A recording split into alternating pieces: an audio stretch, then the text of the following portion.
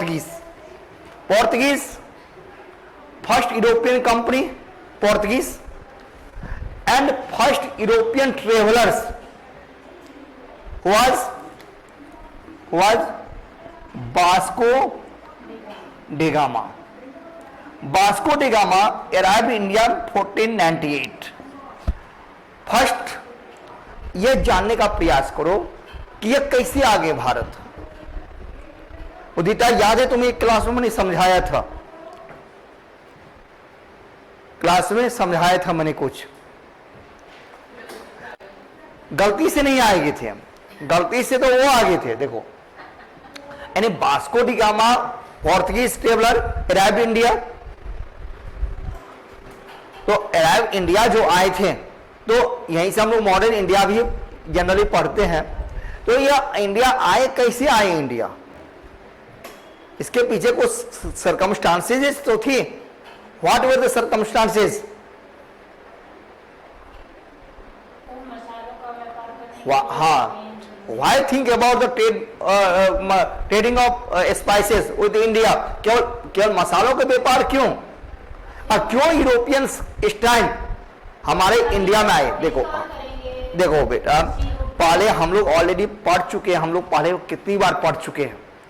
Ancient India याद करो, आप लोग लेक्चरशिप की तैयारी कर रहे हैं ना, नेट जीआरएफ हमें बनना है, तो आप देखो इन एंशिएंट टाइम, ओके,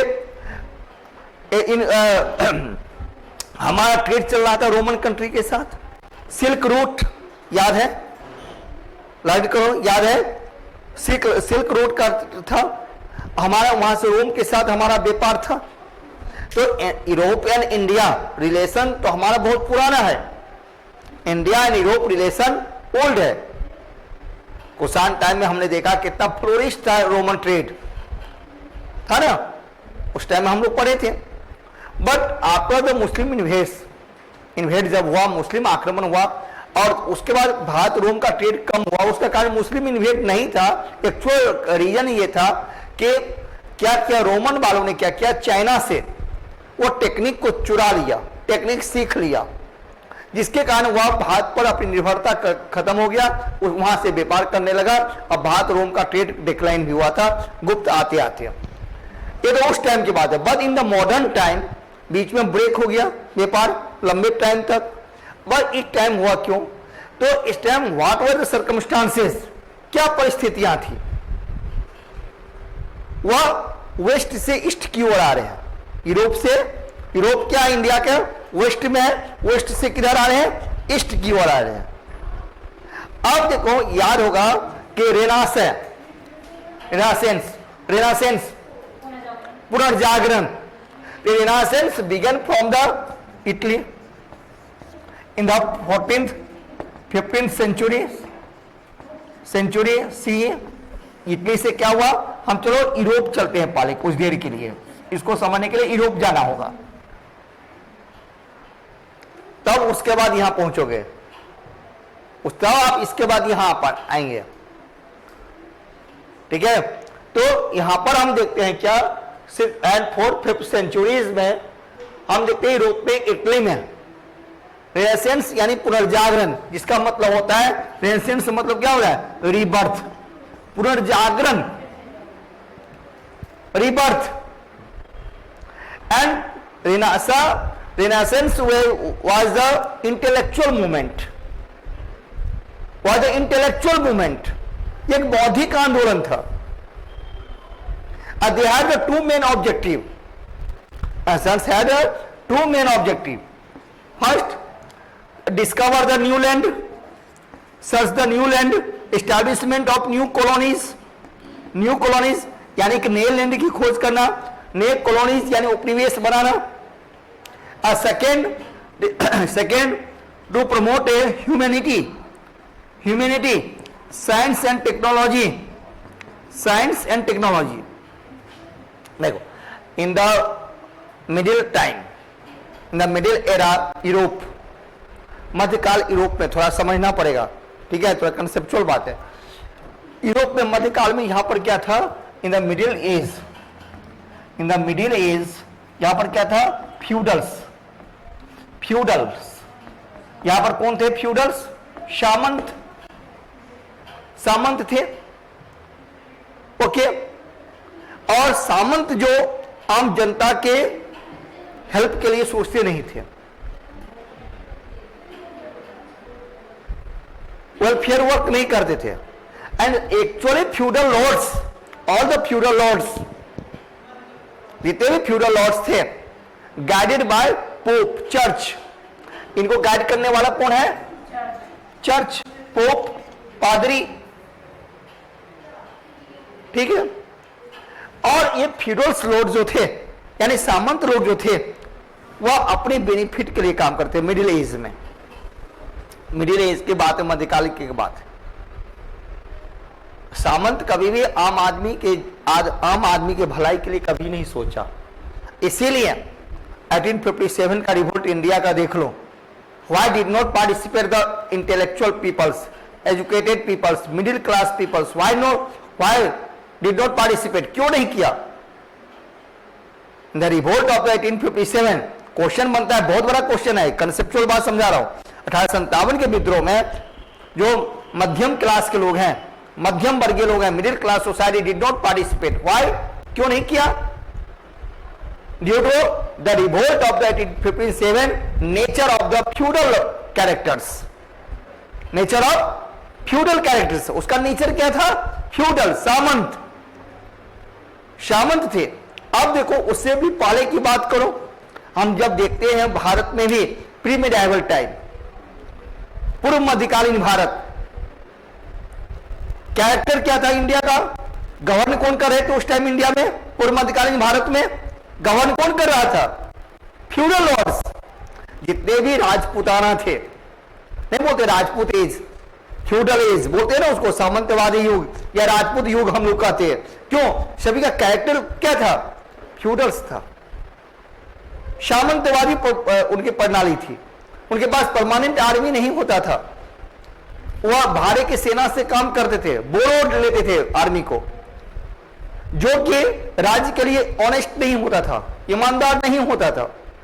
यदि कोई सेना राज्य के लिए ईमानदार नहीं है तो क्या हुआ? वो जीतेगा नहीं, हमेशा हारेगा। इसलिए तो व्यवस्था खराब हो गई थी उस टाइम। अब चलो हम यूरोप की बात करते हैं बेटा। यहां पर यूरोप में भी वह उसी टाइम, ये भी मध्यकाल की ही बात है, यहां पर भी उसी टाइप का कैरेक्टर काम हो रहा था। लेकिन वह क्या कि when in 1453 when टर्की जो था, टर्की इन्वेडेड इटली नहीं बल्कि इसको कहते हैं, उसमें इन्वेडेड ग्रेट रोमन एम्पायर। पहले इसको छोड़ दो, great Roman empire. Great Roman empire में कौन था? बेंजेंटाइन एम्पायर, बेंजेंटाइन साम्राज्य पर आक्रमण किया। Great Roman empire divided into two part, दो भागों में बटा हुआ था। ग्रेट रोमन एम्पायर दो भागों में डिवाइड था, ठीक है। एक क्या था? इटली, एक क्या था? कॉन्स्टेंटिनोपल, इसको हिंदी में कहते हैं कस्तुतुनिया। कस्तुतुनिया जो उस समय था, ये जो था, ये तो educational hub, other educational hub, educational centre, educational hub, science and technology hub, ये था यहां पर। यहां बड़े बड़े साइंटिस्ट, वैज्ञानिक, राइटर्स, पोएट, एजुकेशनिस्ट पर्सन यहां पर रहते थे। समझ गए ना? ये क्या है? ईस्ट पार्ट है, ये क्या है? वेस्ट पार्ट है। And in 1453 Turkey invaded on the Constantinople. किस पर आक्रमण ये कर दिया? इस पार्ट पर आक्रमण कर दिया, ठीक है। आक्रमण जब इस पार्ट पर इन्होंने किया, आक्रमण किया, तो यहां के ये लोग सब माइग्रेट हो गए। ये लोग माइग्रेट होकर के वापस कहां आ गए? ये माइग्रेट होकर के ये लोग वापस कहां आ गए? यानी इटली इस भाग में। कहां पर भाग के आ गए? Migrate from the Constantinople and arrived, कहां पहुंच गया? रिच, यहां पहुंचे।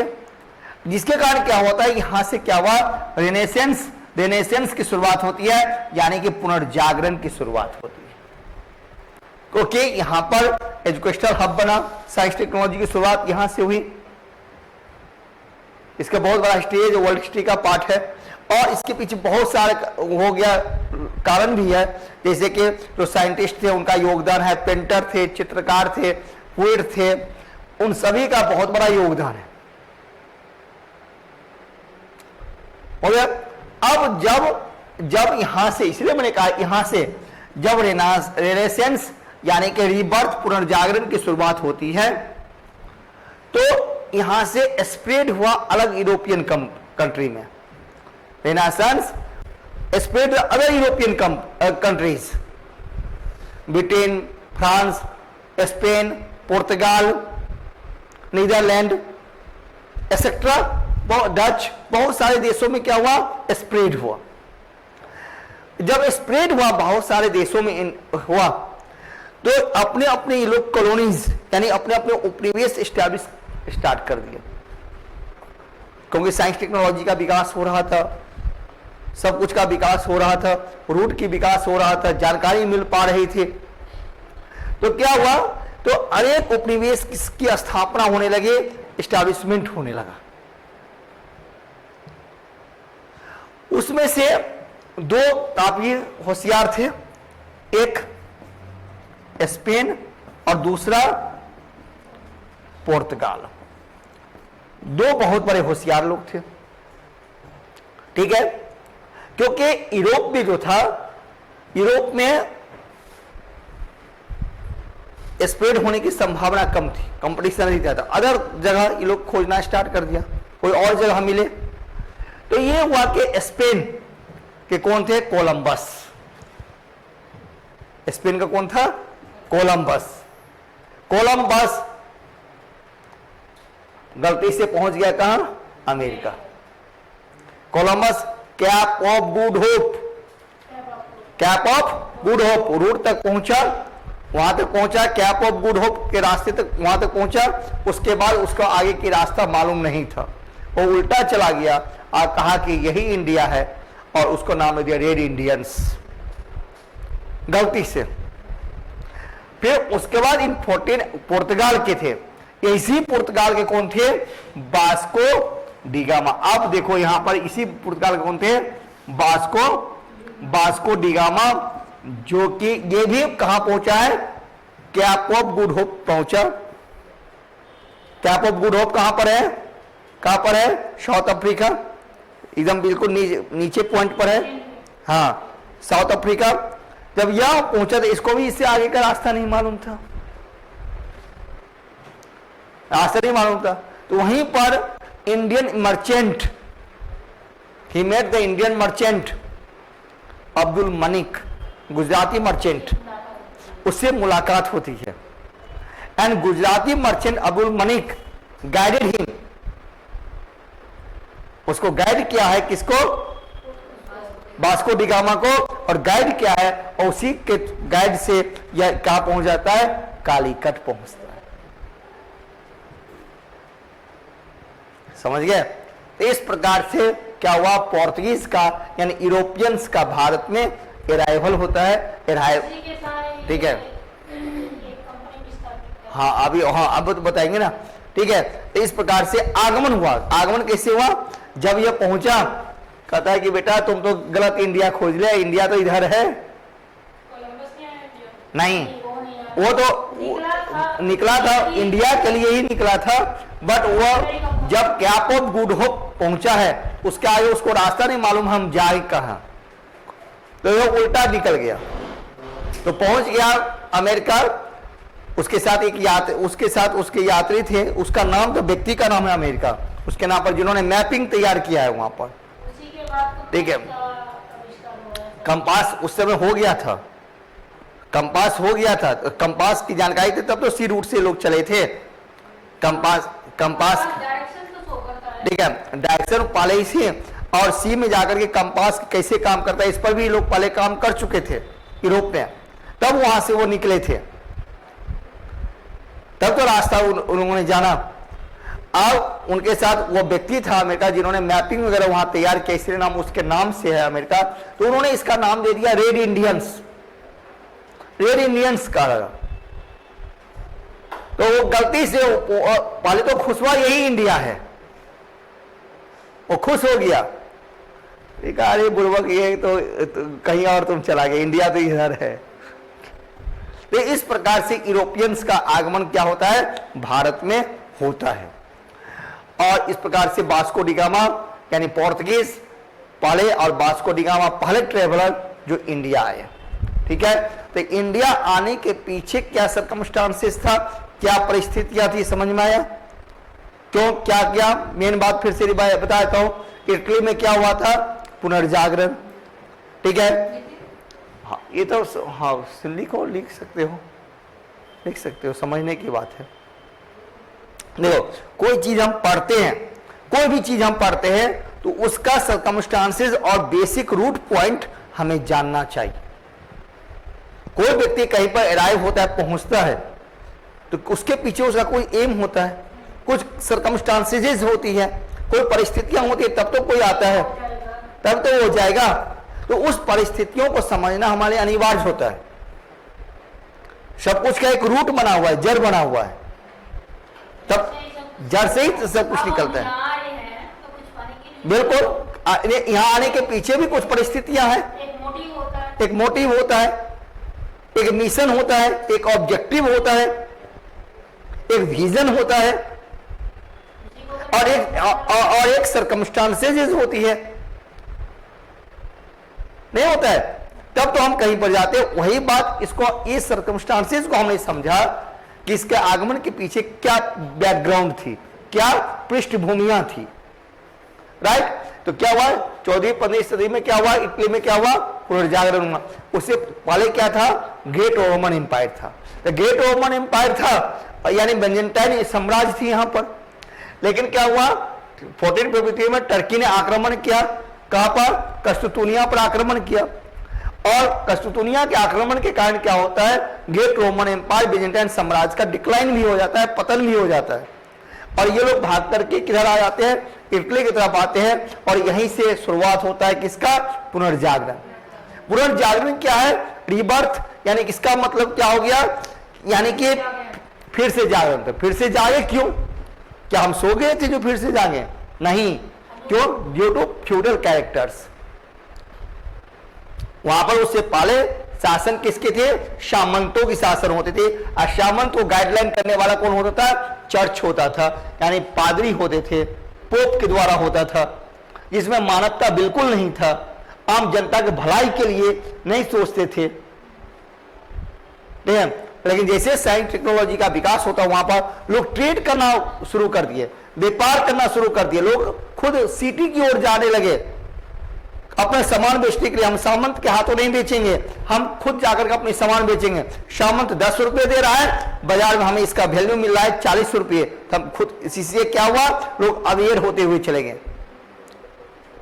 सामंत तो सस्ते में ले रहा है माल हमारा, हम जो प्रोड्यूस कर रहे हैं, सामंत के हाथों बेचते हैं तो 10 रुपये मिलता है। खुद हम सिटी की ओर जाते हैं, टाउन में जाते हैं, उसको सेल करने के लिए हमें उसका वैल्यू, एक्चुअल वैल्यू मिलता है 40 रुपये।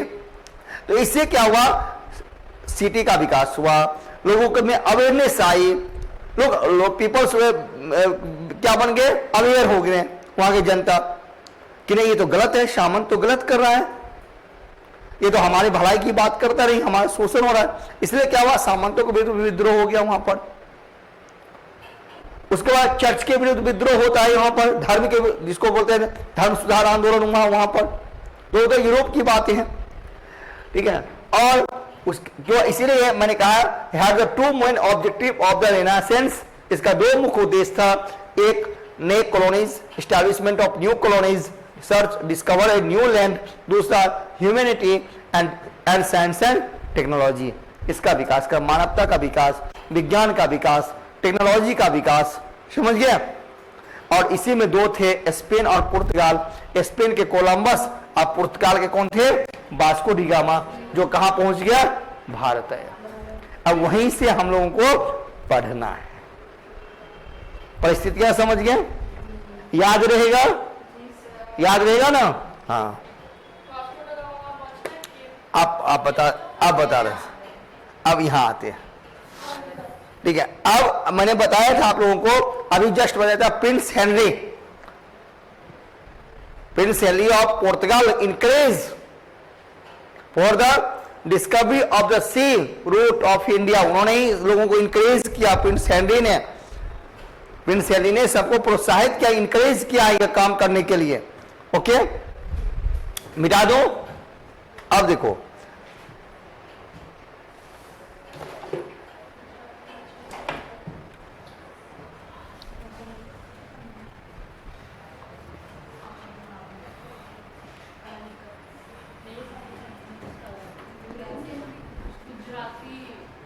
Gujarati merchant was the Abdul Malik guided him. हाँ, अब्दुल मलिक यही कुछ नाम है। ओके, अब देखो फर्स्ट कौन है, first European company. Now going to start, अब यहीं से स्टार्ट करते हैं हम। पहला कौन है, पोर्तुगीज, ठीक है। The first Portuguese traveller was, पहले समझ लो, Vasco da Gama in 1498 by the route of Cape of good Hope होते हुए कहां पहुंचा है, कहां पहुंचा ये सीधे कैप ऑफ गुड होप होते हुए कहां पहुंचा, कालीकट। कहां पहुंचा,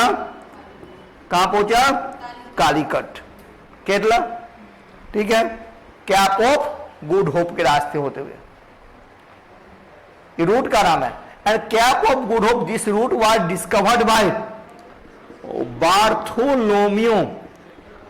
बार्थोलोमियो डियाज। इस रास्ते की खोज किसने किया था, who discover the cape of good hope route. इस रास्ते की खोज को किसने किया था, बार्थोलोमियो डियाज ने खोज किया था, जिस रास्ते होते हुए बास्को डिगामा कहां पहुंचे बेटा, ये रैब कालीकट, ठीक है। एंड कालीकट किंग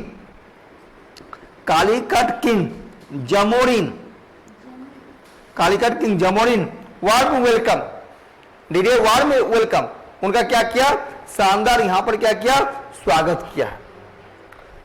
एक्चुअली मैंने बताया था, कल की क्लास में बताया हूं, यस्टरडे ऑलरेडी आई डिस्कस, मैं कर चुका था, बताया था ना कि उस समय एक्चुअल में कालीकट का जो एरिया है वो एक्चुअली किसके अंदर था, विजयनगर एम्पायर, याद है ना, under the Vijayanagar empire.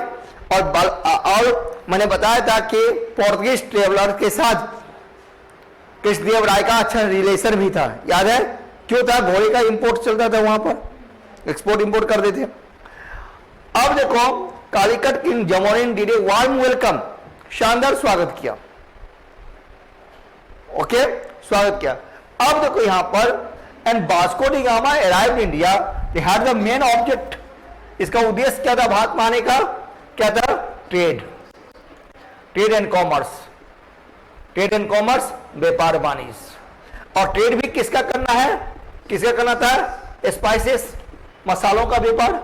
Spices में भी स्पेशली किसका करना है, ब्लैक पेपर, इनिशियली स्टार्टिंग में, समझो आगे।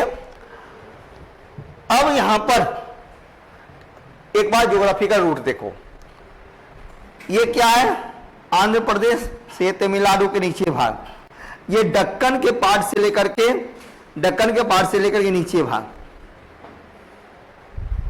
याद है उदिता, ठीक है। इसको क्या बोलते हैं बेटा, इसको क्या बोलते हैं, मालाबार कोस्ट, क्या बोलते हैं, मालाबार कोस्ट, क्या कहते हैं, ठीक है। और ये जो यहां से लेकर के यहां तक है, इसको क्या बोलते हैं, कोरोमंडल, क्या बोलते हैं, कोरोमंडल कोस्ट, कोरोमंडल तट। अब यदि क्वेश्चन हो जाए कि Portuguese first time arrived India in which coast, answer क्या होगा हमारा, मालाबार तट, यानी पुर्तगाली सर्वप्रथम भारत के किस तट पर आए, मालाबार तट पर आए, ठीक है। देखो हिस्ट्री को ज्योग्राफी से अटैच कर दिया, क्वेश्चन पूछने का पैटर्न चेंज होते रहता है हमेशा, एक ही पैटर्न से पढ़ोगे तो काम नहीं चलेगा। अब देखें इस प्रकार से क्या हुआ, पोर्तुगीज का अराइवल क्या हुआ, इंडिया में हुआ। अब देखो Vasco da gamma, Vasco da gamma had the only one single object trade and commerce, only single object trade in spices with the India.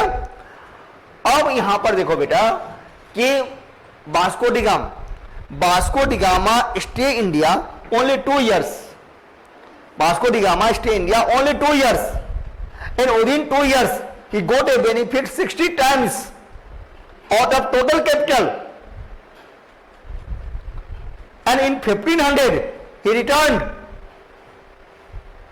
Vasco da gamma Bharat में मात्र 2 वर्ष ही रहा, और इन 2 वर्षों में वास्को डी गामा अपने साथ जितने भी कैपिटल लाया था, जितना भी पूंजी लाया था, उसका 60 टाइम्स, उसका 60 गुना मुनाफा कमाया, 60 गुना मुनाफा कमाया, और जाकर के यूरोप में बताया कि देखो भैया भारत में इतना बेनिफिट है स्पाइसेस में। इससे क्या हुआ, then other Europeans attract with the India. समझ गए, नेंजर ये थी कि जो भारत में स्पाइसेस के व्यापार से वहां काफी बेनिफिट है। इससे क्या हुआ, अदर यूरोपियन कंपनी अट्रैक्ट हुए किसकी ओर, हमारी तरफ। चलो इंडिया चलते हैं मसालों का व्यापार करने के लिए। समझ रहे हो ना।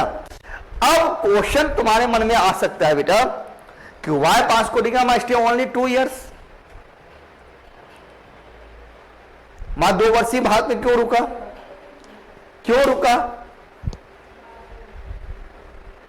जर में जाना होगा, क्वेश्चन वहां से आएगी, ध्यान सुनो, जर में जाना होगा, ठीक है। काफी कंसेप्चुअल बात बता रहा हूं। अब यहां पर क्वेश्चन बनता है कि नहीं, why Vasco da Gama stay only 2 years in India, हालांकि in 1502 next time also arrive India, फिर से दोबारा भारत आया था, लेकिन इंडिया में उसकी डेथ हो गई थी। अब क्वेश्चन होता है वास्को डी गामा 2 साल ही क्यों रुके भारत में, क्यों रुके,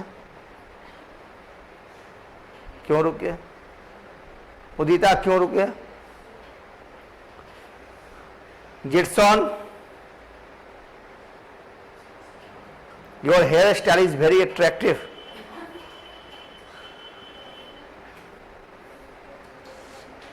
ओम जी, कोई जानकारी नहीं है, थोलॉजिकली सोचो, थिंकिंग करो, क्योंकि एंशिएंट मिडाइवल पढ़े हैं। हाँ, दोबारा फिर आया 1502 में तो मर गए, ठीक है। क्यों आए थे, क्यों रुके बाद 2 साल। देखो ये क्या है, ये क्या है, bay of Bengal, bay of Bengal, ठीक है, इंडियन ओशियन, हिंद महासागर। ये क्या है, Arabian Sea, Arabian Sea, okay. ये क्या है, ट्रेड रूट है,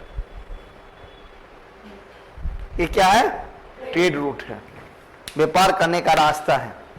यहां से पहले से याद है कि Arabian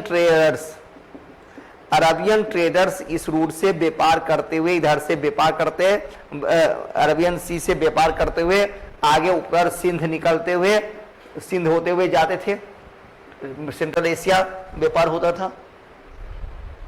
not only Arabian traders, बल्कि यहां से और व्यापार करने वाले लोग थे गुजराती, गुजरात है ना, गुजरात है, एंड गुजराती ट्रेडर्स, गुजरात के व्यापारी भी यहां व्यापार कर रहे थे, एंड इजिप्शियंस, ठीक है, इजिप्शियन ट्रेडर, इजिप्ट के व्यापारी भी यहां से व्यापार कर रहे थे।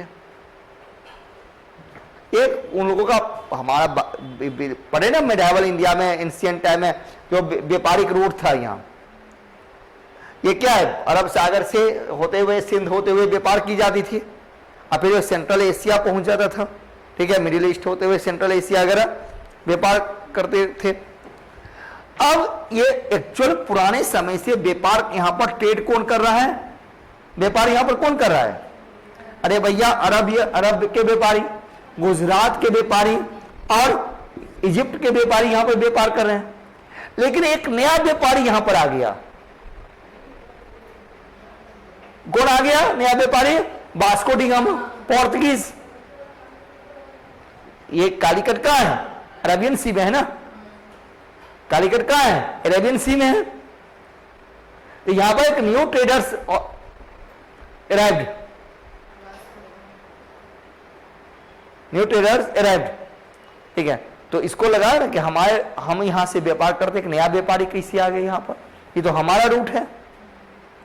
ध्यान क्या होता है, when Vasco da Gama arrived the Calicut, the conflict between, began a conflict between the Arabians, Gujarati and the Egyptian traders.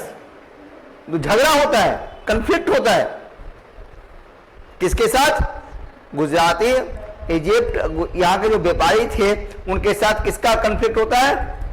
Vasco da gamma का। अब यहाँ पर हम व्यापार कर रहे हैं, यहाँ पर अरे और जगह नहीं मिला, यहाँ आ गया, थोड़ा मन में तो कड़वाहट होती है, आज भी होता है, हाँ, ठीक है। तो जिसके कारण क्या हुआ, इनको झगड़ा करना पड़ा, ये कंफ्लिक्ट हुआ, इसी लड़ाई के कारण यह मां 2 साल ही रुक पाए, समझ गए।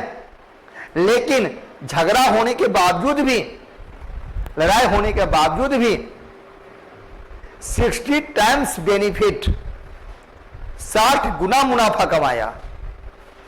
जितना अपने साथ पूंजी लाए थे, कैपिटल लाए थे, उसका कितना कमाया? 60 गुना मुनाफा कमाया, अमीर बन के गया। क्योंकि हाँ, ठीक है, समझ में आया? क्लियर यहां तक? Anybody else? ओके। अब देखो, ये तो वापस चले गए। उसके बाद लिखिए second Portuguese traveller,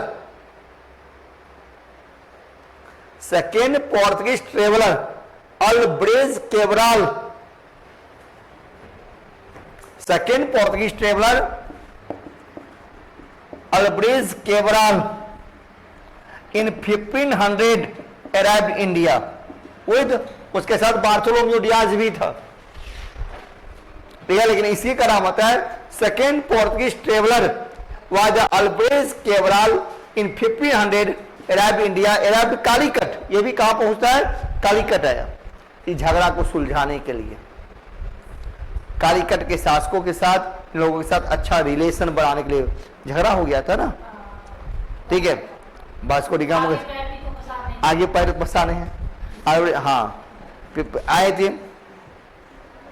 and in 1502 again Vasco da Gama arrived India. In 1502, 1502 में फिर से क्या हुआ? वास्को डी गामा कहां है? इंडिया पहुंचते हैं। तो ऐसे क्या होता है कि पोर्तुगीज का यानी यूरोपियंस का भारत में अराइवल होता है, भारत में इनका क्या होता है? आगमन होता है। क्लियर? अब क्या, इसी के बाद देखो, then in 1503, then in 1503 first Portuguese company founded at Cochin. इस प्रकार क्या हुआ? 1503 में प्रथम पुर्तगाली कंपनी की भारत में स्थापना हुई। उसका नाम क्या था? Estado the India. जो कंपनी भारत में स्टैब्लिश हुआ उसका नाम क्या था? Estado the India. लेकिन नॉर्मली हम लोग कहते हैं पोर्तुगीज कंपनी बोलते हैं, एस्तादो द इंडिया, यानी इस प्रकार से first Portuguese company setup here, India में क्या हुआ? सेटअप हुआ, इंडिया में इसका स्थापना हुई। ठीक है, एस्तादो द इंडिया हो गया। मिटाओ, मिटा दूं? क्लियर? अब मिटाऊंगा। कोचीन में ही पहली पुर्तगाली कंपनी की स्थापना हुई, जिसको आज कोच्चि बोलते हैं। कहां पर है? केरला। कहां पर है? केरला। हाँ हाँ हाँ, डन। डन, मिटा दिया अब,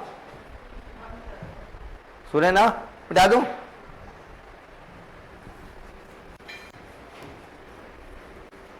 अरे यार क्या पकड़ा दिया झूठ मूठ का।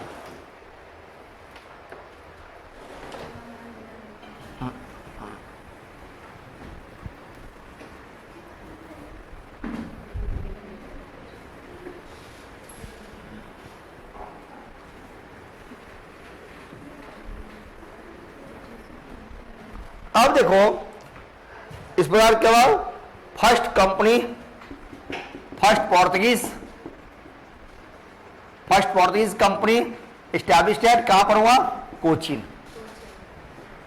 And first director general of the company, in first director general of the company कौन था, फ्रांसिस्को डी अल्मेडा। कंपनी के फर्स्ट गवर्नर जनरल यानी first director general of the Portuguese company, इस कंपनी के पहले गवर्नर जनरल कौन बने, Francisco de Almeida. Francisco de Almeida became a first governor general of this company, इस company के पहले गवर्नर जनरल बने। ठीक है, अब देखो जैसे मैंने क्या कहा, फिर से रूट ये यहीं पर आए थे, और क्या है, यहां से अरबियन ट्रेडर्स क्या कर रहे हैं, ट्रेड कर रहे हैं, अरबियन ट्रेडर्स ट्रेड कर रहे हैं। तो क्या हुआ, when Francisco de Almeida arrived India, again began a conflict between European and Arabian traders, फिर से conflict स्टार्ट हो गया।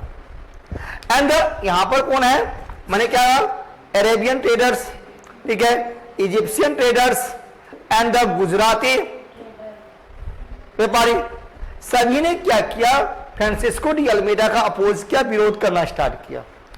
And the Arabian, Egyptian and Gujarati traders made a alliance against Portuguese.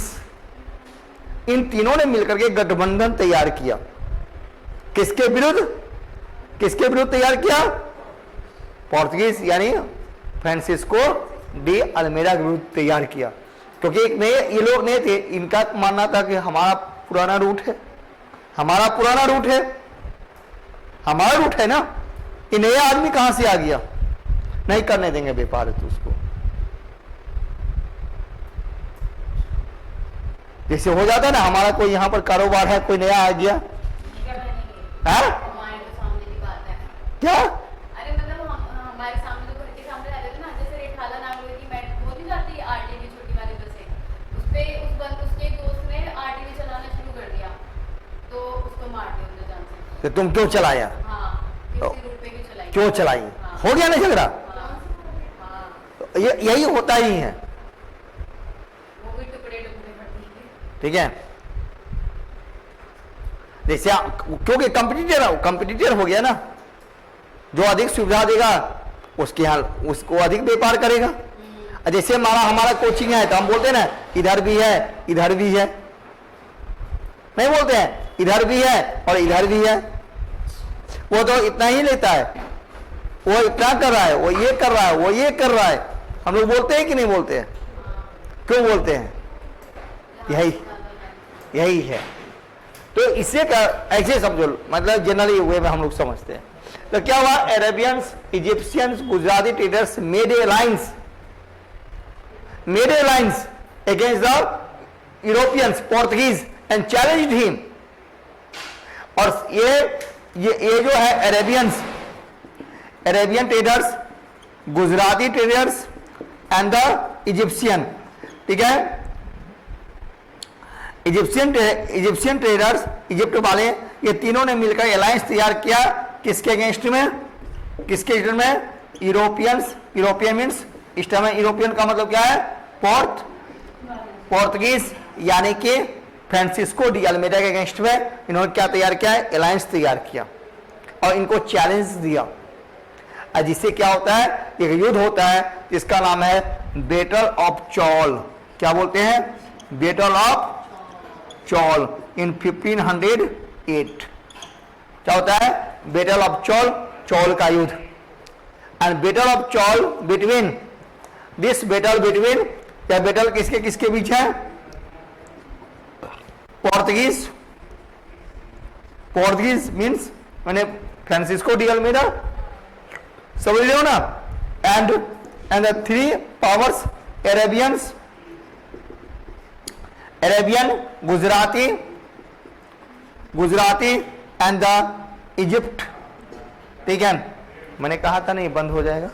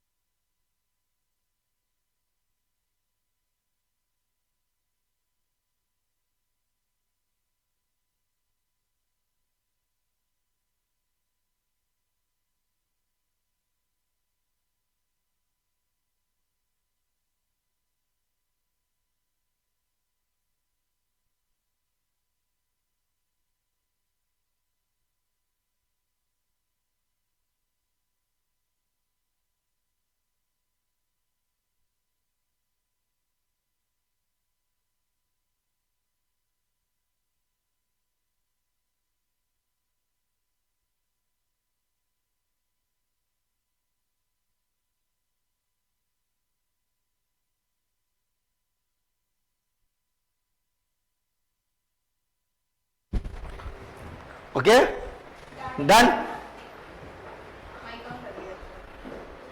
ठीक है, अरबियन, गुजराती एंड इजिप्ट के बीच एक साथ थे, तीनों ने मिलकर अलायंस तैयार किया। ठीक है, किसके अगेंस्ट में? पोर्तुगीज के अगेंस्ट में। एंड ये क्या, अरे उसका नाम दे दीजिए। नहीं नहीं क्या होगा? अच्छा ये ठीक है, ये क्या हुआ? Lost power. इस सब की क्या होती है? हार हो जाती है, हार हो जाती है।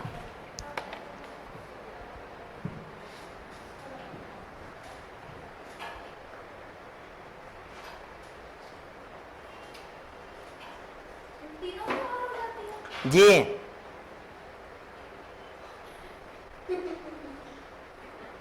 अलायंस पावर है ना। अब इससे अभी इंडिया अलायंस है, INDA है, दोनों इंडिया अलायंस बना ना, इलेक्शन होने वाला है। ये इंडिया अलायंस है तो हारेगा तो सभी हारेंगे। इंडिया अलायंस की हार हो गई। तो वही इसी प्रकार से यह था, तीनों अलायंस था तो अलायंस पावर क्या हो गया? लॉस्ट, लॉस्ट पावर, इनकी हार हो गई। एंड देन आफ्टर, युद्ध के बाद क्या होता है कि पोर्तुगीज, यानी कि Portuguese defeated the Arabian traders, Egyptian traders, Gujarati traders. Okay, and देखिए इसकी जो ये पॉलिसी थी, अब ये कैसे क्यों जीता? पोर्तुगीज नेवल पावर सबसे स्ट्रांग था। बिफोर ब्रिटिशर से पहले यूरोप में सबसे अधिक नेवल पावर स्ट्रांग किसके पास था? पोर्तुगीज का था। उसी बल पर तो इन्होंने डिफीट किया है। एंड एक पॉइंट लिख लेना, तो this his policy was increase the Portuguese naval, and this policy of the controlling the settlement by the naval forces known as the blue water policy। ठीक है, क्या बोलते हैं इसको? ब्लू वाटर पॉलिसी, जिसको हिंदी में कहते हैं नीले पानी की नीति। ठीक है, this policy of controlling the settlement by naval forces was known as the blue water policy। ठीक है, लिखो, पुर्तगालियों ने या पुर्तगालियों ने जिस नीति के अंतर्गत अपने नौसेना शक्ति का विस्तार किया और नियंत्रण किया उसे ब्लू वाटर पॉलिसी यानी नीले पानी की नीति कहा जाता है। समझिए। अब क्वेश्चन है बेटा, यहां पर क्वेश्चन राइज हियर कि यहां पर नीले ब्लू वाटर पॉलिसी क्यों कहा गया, इसका नाम ब्लू वाटर क्यों रखा, ये पॉलिसी का नाम नीले पानी की नीति क्यों कहा। यानी पुर्तगाली ने जिस नीति के अंतर्गत अपनी नौसैनिक शक्ति का नियंत्रण और विस्तार किया उसे नीले पानी की नीति कहा जाता है। क्यों कहा जाता है? अरे भैया हद करते हो आप लोग। समुद्र का पानी का रंग कैसा होता है? नीला होता है। नीले पानी की नीति यानी कि देखो लॉजिक क्या है, to control the blue sea route, coastal route. उद्देश्य क्या था? उद्देश्य क्या है इसका उद्देश्य क्या है? सी रूट पर कैप्चर करना, कोस्टल रूट पर कैप्चर। आगे देखो उद्देश्य क्या था? कोस्टल एरिया पर ना, कोस्टल एरिया पर इस रूट पर कैप्चर कर लो। दूसरी कौन है यार? बेनिफिट कहाँ है? कोस्टल से बेनिफिट है। इंडिया इंटरनल पार्ट में तो ये लोग बहुत बाद में जाएंगे। पहले रूट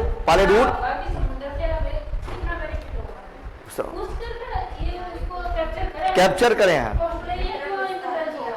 कोस्टल एरिया को कैप्चर किया है, यहां से अधिक बेनिफिट है।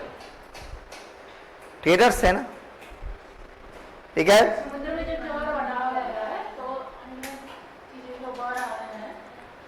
एंड उसके बाद लिखो एंड ही कैप्चर्ड दियो, किस पर अधिकार किया? Capture Diu and made a powerful in the Indian Ocean. Capture Diu and made a powerful in the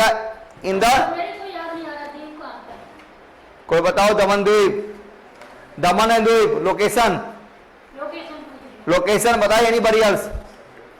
दमन द्वीप का लोकेशन है साउथ में ही, केरला के या इसके, ये नहीं पता कौन से तरफ है, इस तरफ है या इस तरफ। कहां पर है?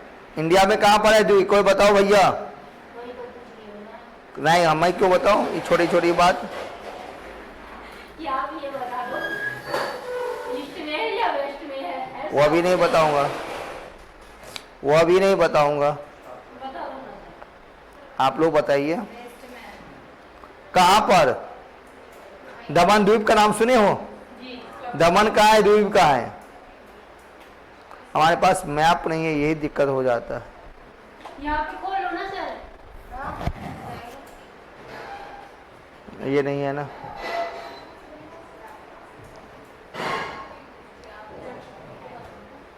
लक्षद्वीप अलग जगह पर है। कहाँ पर है? कहाँ है? अरेबियन सी। एक यूटी है इसको आप माइक पे सारी बातें कर रही हैं, सर डिलीट मार देंगे वीडियो। द्वीप एक कोस्टल एरिया तो जानते हैं ना, ठीक है। एरिया तो है। हाँ, बात के ईस्टर्न साइड है या वेस्टर्न साइड है? हाँ ये समझ रही हूँ। हाँ वेस्टर्न साइड है। कैसे? केंद्र शासित प्रदेश है। द्वीप क्या है? केंद्र शासित प्रदेश है at the eastern and and the islands. East के तरफ है, ईस्ट के तरफ है। और एक जगह नहीं है, दमन का पार्ट अलग अलग पार्ट में है।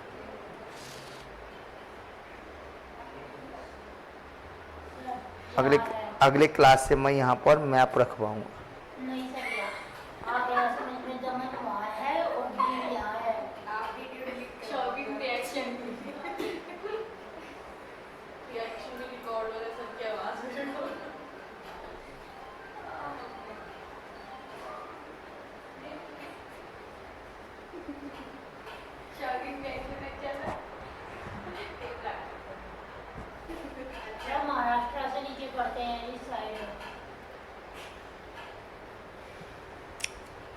ठीक है, देखो क्या, जमुना नदी। हाँ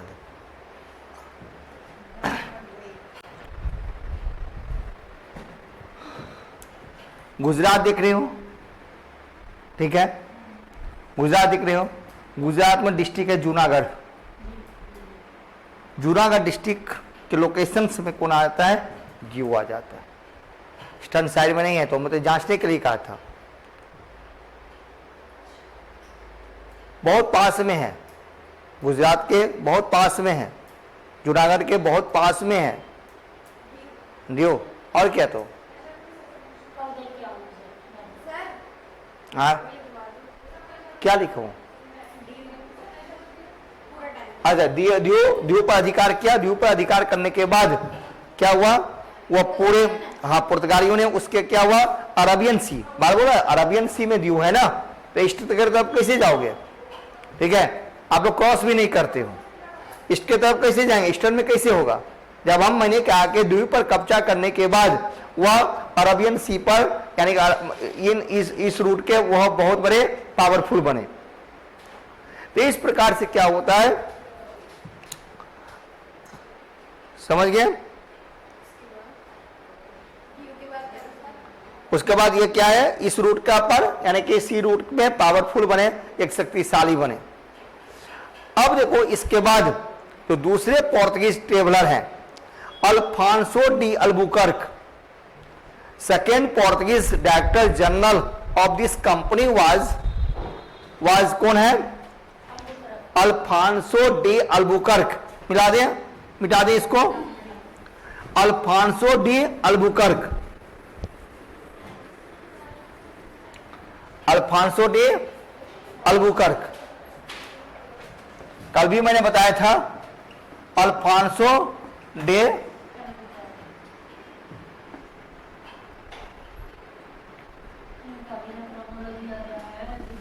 ठीक है, अल्फांसो डी का भाई, ही was the real founder, he was the real founder of the Portuguese company in India, Portuguese company India। बाद में पुर्तगाली कंपनी का वास्तविक संस्थापक यही था। भारत में पुर्तगाली कंपनी का he was the real founder, ठीक है, ठीक है। भारत में पुर्तगाली कंपनी का वास्तविक संस्थापक ये था। क्यों कहते हैं वास्तविक संस्थापक, real founder. He was a great diplomat, great conqueror, बहुत great warrior, diplomat, warrior, conqueror, महान योद्धा था, महान राजनीतिक था, डिप्लोमेट था। और इन्होंने क्या इस कंपनी को एक्सपेंशन दिया है, कंपनी का विस्तार किया, he did expansion there Portuguese company, ये अपने पुर्तगाली कंपनी का क्या किया, विस्तार किया है। इसलिए इसको क्या बोलते हैं, he was the real founder, actual founder. तो पहला पॉइंट लिखो एक एक करके, मैंने in 1510 Alfonso de Albuquerque, in 1510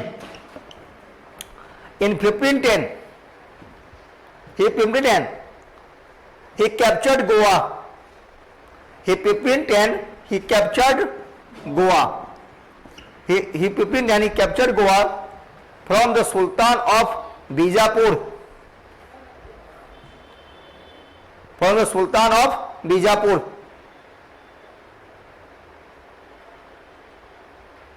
okay, उसके बाद इन 1511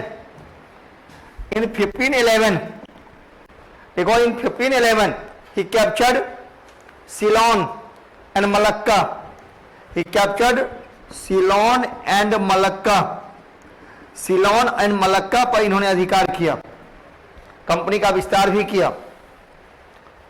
ओके, इन 1515 अल्बुकर्क का अगला स्टेप किया इन 1515, ठीक है, इन 1515 he captured Persian Gulf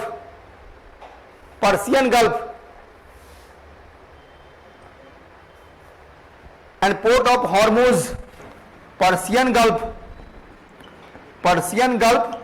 and port of Hormuz, ठीक है, इन सब पर इन्होंने अधिकार किया है। Persian Gulf and port of Hormuz पर इन्हें अधिकार किया, अपनी कंपनी का विस्तार किया। He did expansion their companies. इन्होंने इंटरफेयर नहीं किया पॉलिटिक्स में, पॉलिटिक्स में इंटरफेयर करना उद्देश्य भी नहीं था। समझ गया? अब होता है क्या, मैंने क्या कहा था, कल भी बताया था कि पोर्तुगीज यानी specially Alfonso de Albuquerque maintain a good relations with the Vijayanagar empire. Krishnadevaraya, याद है ना, हम लोग पढ़े थे कि विजयनगर एम्पायर के जो किंग थे कृष्णदेवराय के साथ इसका बहुत अच्छा संबंध था, और कृष्णदेवराय ने पोर्तुगीज को यानी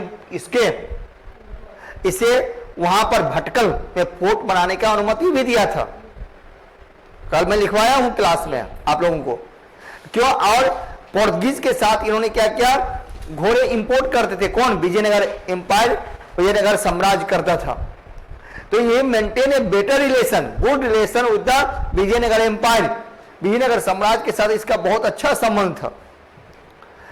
अभी जैसे मैंने कहा कि Alfonso de Albuquerque, he was a good administrator, warrior, diplomat, conqueror, सारी क्षमता इसमें थी। और इन्होंने यहां पर एक पॉलिसी लॉन्च किया, जिसके कारण क्या होता है, इसके हिंदू मुस्लिम जो थे एनिमी बनना, दुश्मन बनना स्टार्ट हुए। देखो मैंने बताया in initial time, initial position, Portuguese had single one object, trade and commerce with India. इसका जब स्टार्टिंग में था, इसके साथ इसका भारत में उद्देश्य क्या था, ट्रेड, व्यापार करना। लेकिन Alfonso de Albuquerque when arrived in India and he promoted Christianity,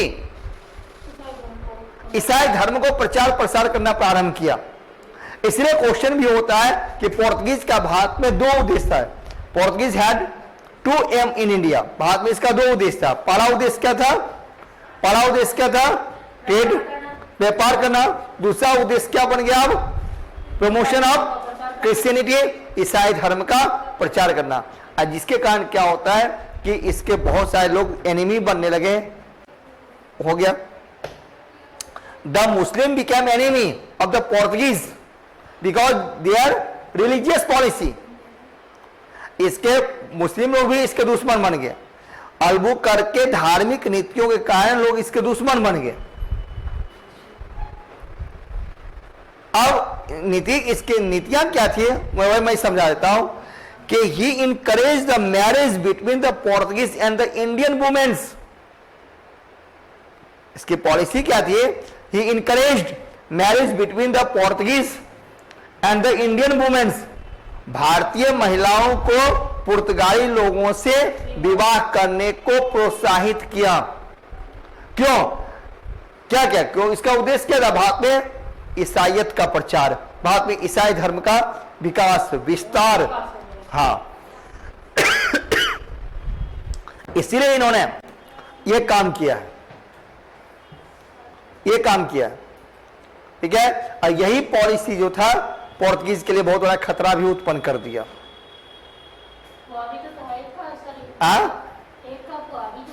और इतना ही नहीं, जब मैरिज के लिए इंकरेज किया यहां पर पुर्तगाली लोगों को भारतीय महिलाओं के साथ, इंडियन वुमेन्स के साथ, तो इसके लिए अल्बुकर्क ने बहुत सारे पुरस्कारों की, अवार्ड की घोषणा कर दिया। बताओ, हमारी संपत्ति देश में ये दे रहे हैं। हाँ आगे देंगे ना, अभी बताऊंगा ना आगे, ठीक है। अब देखो अल्बुकर्क का एम क्या था इंडिया में, वो मैं लिखा देता हूं। अब देखो हेडिंग डाल लो, अल्बुकर्क एम इन इंडिया।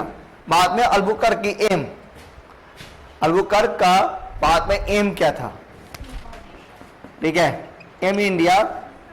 इसका भारत में एम क्या था, to control red sea, Persian gulf, to control red sea Persian gulf, समझ गए ना, रेड सी, पर्शियन गल्फ कहां पर है? Western Asia. पर्शियन गल्फ कहां पर है? Western Asia. सेकेंड पॉइंट,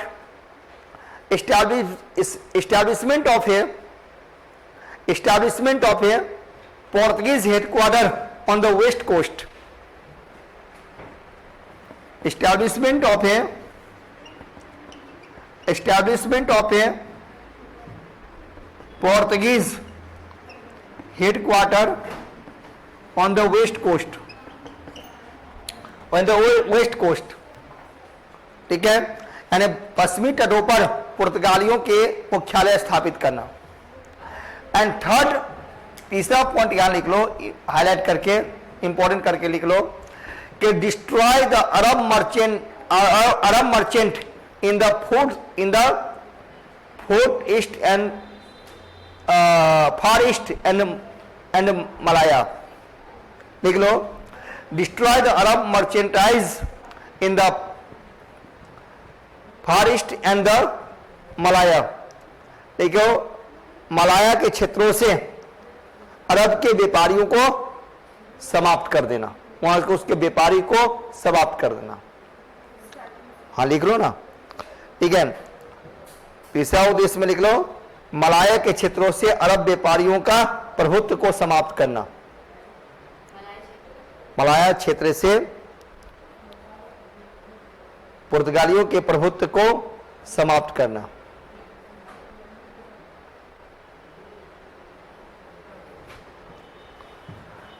इसके बाद आए थे next Portuguese director general of the company was Nuno da Cunha.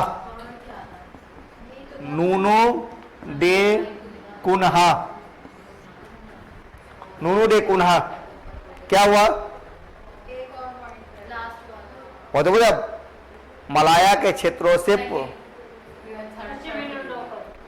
पश्चिमी तटों पर पुर्तगालियों के मुख्यालय स्थापित करना, ठीक है। और एक पहला क्या था? Red sea, Persian gulf, red sea, Persian gulf पर नियंत्रण। रेड सी, पर्शियन गल्फ पर नियंत्रण।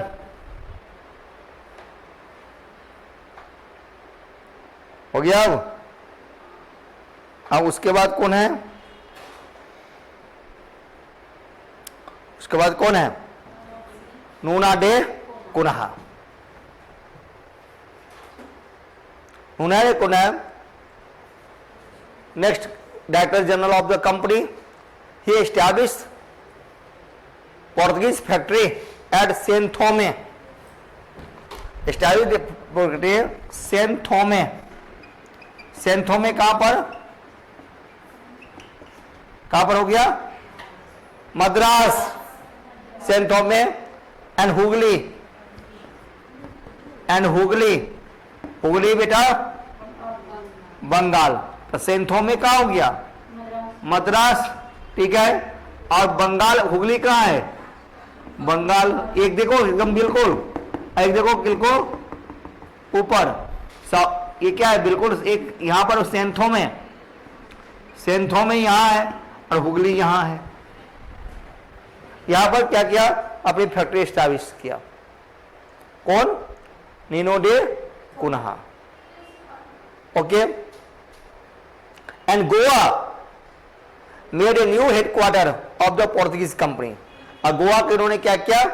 पोर्तुगीज कंपनी का नया हेडक्वार्टर बनाया। Goa made a new headquarter of Portuguese company. पुर्तगाली कंपनी का नया हेडक्वार्टर कहां बन गया? अब गोवा में बन गया। देखो इसके बाद देखो छोटे छोटे बहुत सारे गवर्नर आए, जैबो डे कोटा, ये सब आए, लेकिन उसके बारे में नहीं पढ़ना है। देखो इसमें एक बात जान लें, the Portuguese monopoly on the Indian Ocean continued till the 1595। The Portuguese monopoly of the Indian Ocean continued till 1595, but Sri Lanka were the first to revolt against Portuguese.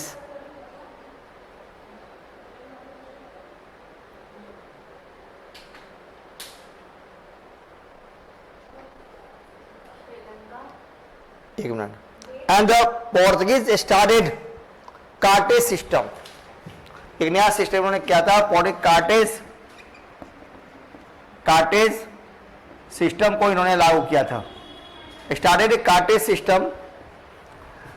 System, इसमें क्या था कार्टेज सिस्टम, लिख लीजिए, इसके बारे में बाद में हिंदी लिखा दूंगा। By which Indian ship sailing, Portuguese started the cartaz system and by which Indian ship sailing to a destination had to buy passes from Portugal authorities,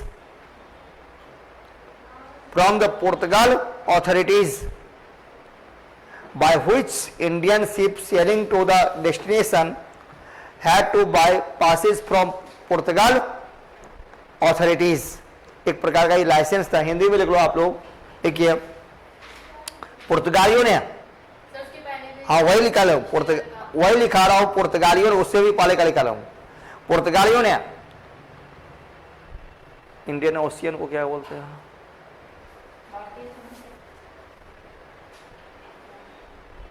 लेकिन पुर्तगालियों ने 1595 ईस्वी तक, 1595 ईस्वी तक हिंद महासागर पर अपना एकाधिकार जमा करके रखा, अपना मोनोपोली एकाधिकार जमा करके रखा था।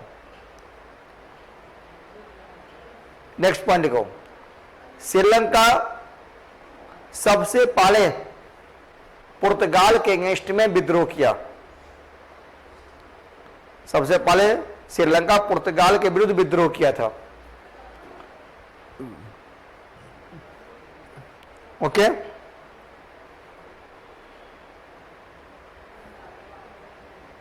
हो गया। नेक्स्ट पॉइंट, पुर्तगालों ने कार्टेज सिस्टम चलाया। इसमें क्या होता था, कार्टेज सिस्टम क्या था, एक प्रकार का लाइसेंस था, मोटा मोटी समझिए, एक प्रकार का लाइसेंस ये था, जिसमें नियम ये था कि यदि कोई उसके रास्ते से कोई भी भारतीय सेलर्स, भारतीय नाविक, कोई भी भारतीय नाविक इसके रास्ते होते हुए व्यापार करते जाते हैं तो उन्हें पुर्तगाली अथॉरिटी से, पुर्तगाली अधिकारियों से अनुमति लेना होगा और उन्हें टैक्स जमा करना पड़ेगा। यहां तक कि पुर्तगालियों ने मुगल से भी मांग लिया था, तब तो मुगल के साथ इसका झगड़ा भी हुआ है। कार्टेज क्या है, कार्टेज देखिए, कार्टेज एक प्रकार का लाइसेंस था, कार्टेज एक प्रकार का लाइसेंस था, जिसके अनुसार क्या था, एक प्रकार का लाइसेंस था। कार्टेज सिस्टम क्या था, एक प्रकार का लाइसेंस था। क्लियर, जिसमें ताकि यदि कोई भारतीय व्यापारी, भारतीय नाविक, सेलर मतलब नाविक, यदि कोई भारतीय नाविक उनके रास्ते से गुजरते हैं, व्यापार करते हैं, तो उन्हें पुर्तगाली अधिकारियों से अनुमति लेना होगा, टैक्स जमा करना होगा। उसी को क्या बोलते हैं, कार्टेज। क्लियर, कार्टेज समझ में आ गया। तो पुर्तगालियों ने देखो क्या हुआ, भारत से इसका डिक्लाइन हो गया, पुर्तगालियों का भारत से डिक्लाइन हुआ। तो भारत से डिक्लाइन क्यों हुआ, क्वेश्चन राइज हेयर। तो पुर्तगालियों का भारत लगभग 150 years, about 150 years trade with India, Bharat के साथ लगभग एक लंबे समय तक व्यापार किया, लेकिन भारत से इसका डिक्लाइन हो गया। तो what were the main reason, तो इसका डिक्लाइन होने का कारण क्या था, केवल अंग्रेजी नहीं, other European company also arrived India and challenged him. केवल यही थे, लेकिन बाद में क्या है, डच, इंग्लिश, ये सभी तो भारत आए। अदर यूरोप, लेकिन अंग्रेजों ने अपना अधिपत्य किया जब अदर यूरोपियन कंपनी भारत आते हैं तो उन भारतीय कंपनियों, अदर यूरोपियन कंपनी के साथ इनका क्या हुआ, झगड़ा भी सुनो हुआ, बदले कंपटीशन हुआ, कॉम्पिटेंट हो गया ना दोस्त एक दूसरे के। एक बात ये, जिससे क्या हुआ, ये कंपनी धीरे धीरे लॉस में चली गई, लॉस में चला गया, नुकसान हो गया। ठीक है, क्या हुआ, कंटिन्यू गॉन डिफिसिट, लगातार घाटे में चली गई। ठीक है, जिससे क्या हुआ, ये कंपनी भारत में कमजोर पड़ने लगा।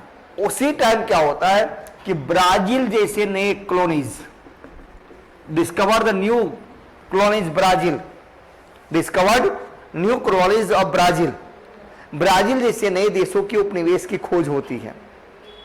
समझ गए? तो ये जो पुर्तगीज थे, ये migrate from India and reached and he went Brazil, और भारत से माइग्रेट किए और धीरे धीरे ब्राजील की ओर चले गए। इसलिए क्वेश्चन भी पूछा है कि पुर्तगीज भारत से किधर शिफ्ट किए थे, किधर शिफ्ट किए थे, ब्राजील की ओर किए थे, क्योंकि ब्राजील का उस समय नया खोज ही हुआ था। ठीक है, एक नया उपनिवेश बना था, तो वहां पर कोई चैलेंज नहीं था, कोई चुनौतियां नहीं था, सारा मैदान अपना। समझ रहे हो ना, हमारा मोनोपोली है कहीं। ठीक है, तो इसीलिए क्या हुआ कि अब भारत से क्या हुआ, धीरे धीरे ब्राजील की ओर शिफ्ट करते हुए चले गए। लेकिन पुर्तगालियों ने भारत को कुछ गिफ्ट किया। क्या दिया भारत को? Portuguese gifts to India, Portuguese gifts to India, भारत को क्या दिया? सबसे बड़ी बात, first printing press in 1556, first time Goa. Printing, question आता है कि प्रिंटिंग प्रेस किसकी देन है? पुर्तगालियों की देन है। सबसे पहला प्रिंटिंग प्रेस की शुरुआत कहां हुई थी? गोवा में। कब हुआ था? 1556 में। और ठीक है, 1556 लिखा हुआ है तुम्हारे सामने। ठीक है, कब हुआ था? उसी टाइम, इन द 1556 में, उसी टाइम, उसी year, in north India Akbar became a Mughal ampere.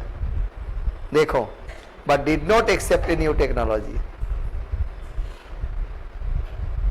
उसी समय यहां पर क्या होता है? Printing press, printing press in north India, या दिल्ली, आगरा, यहां पर कौन बना? Akbar became a Mughal ampere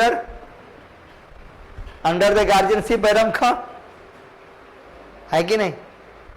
जिस समय भारत में, गोवा में न्यू टेक्नोलॉजी लॉन्च होती है, उसी टाइम नॉर्थ में मुगल एम्पायर कौन बनते हैं? अकबर बनते हैं। अकबर के शासन काल में ही क्या हुआ? प्रिंटिंग प्रेस पुर्तगालियों ने खोल दिया। कहां पर? गोवा में। तो प्रिंटिंग प्रेस समझते हो ना, पेपर छापने की मशीन। दूसरा दिन क्या है? Red chilli. पुर्तगालियों ने भारत में क्या लाया? रेड चिली, हाँ, लाल मिर्च जिसको कहते हैं, रेड चिली, लाल मिर्च। लाल मिर्च के बीज लाए थे भारत में कौन? पुर्तगीज। रेड चिली इसी का देना है भारत में। लाल मिर्च खाती हो ना? देखो अजीब निकलता है लाल मिर्च के नाम से। वो किस में डाल के खाती जानते हो? मोमोज में। नहीं है? क्यों?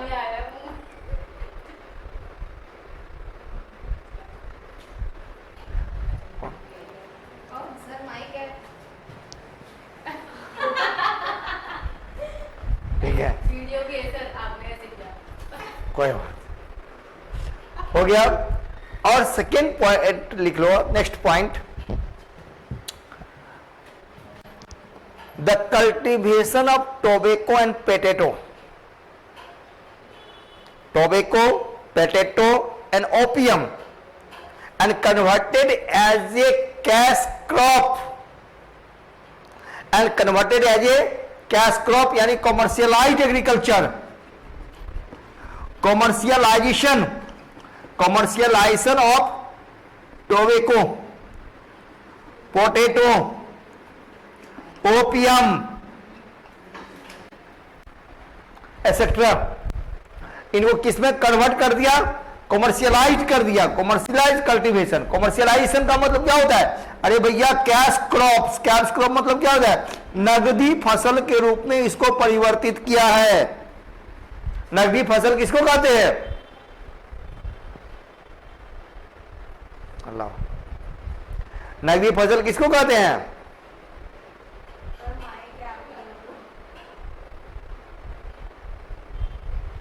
जेटसॉन। जैसे धान की या गेहूं की है तो ये नकदी लगी हुआ है सर। कहाँ है डंडा मेरा? क्यों इनकी बिक्री नहीं होती sir? Cash crop, example of the cash crop. और सब्जी फ्रूट वगैरह तो है जो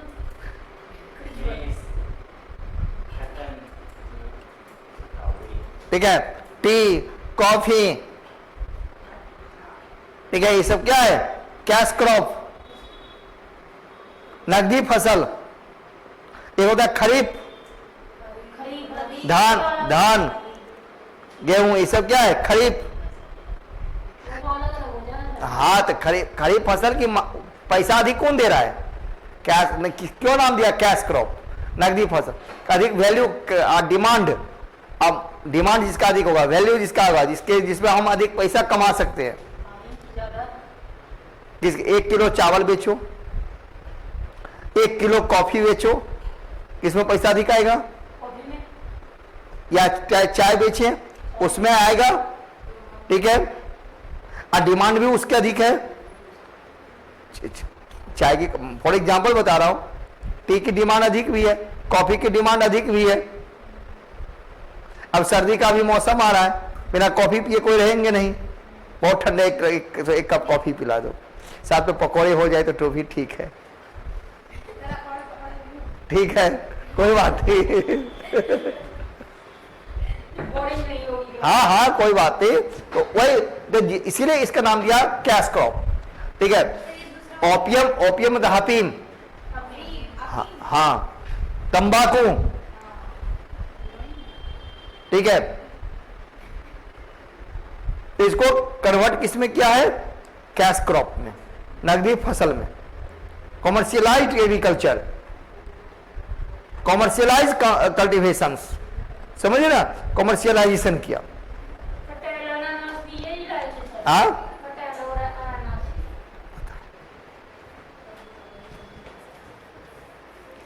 अब देखो दूसरे कंपनी कौन है? दूसरे कंपनी बेटा कौन है?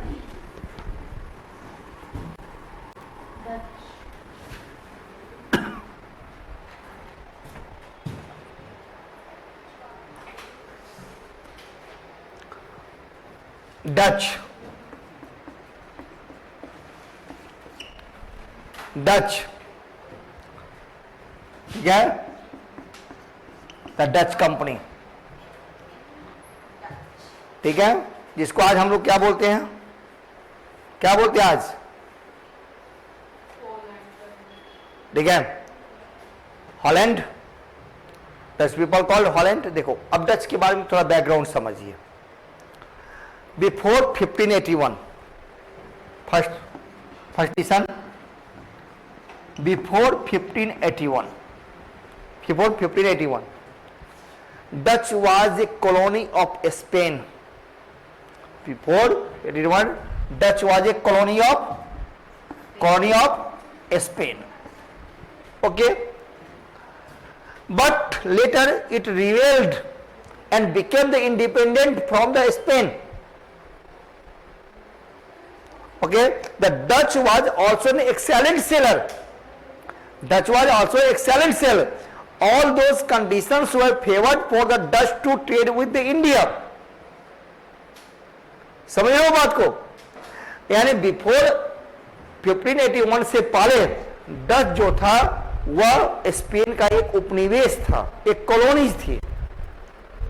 और लेकिन डच ने क्या किया कि एक विद्रोह किया, स्पेन के विरुद्ध विद्रोह किया और he became independent and independent state, स्वतंत्र राज्य की स्थापना किया।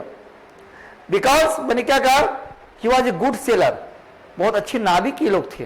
कौन? डच। समझ में आ गया? डच पहले किसका इसका उपनिवेश था? 1581 से पहले डच किसका उपनिवेश था? स्पेन का उपनिवेश था। और उपनिवेश था और इन्होंने डच के विरुद्ध डच ने स्पेन के विरुद्ध विद्रोह किया और विद्रोह करके क्या हुआ? एक स्वतंत्र बना। और डच भी क्या था? एक गुड सेलर, एक अच्छे नाविक थे।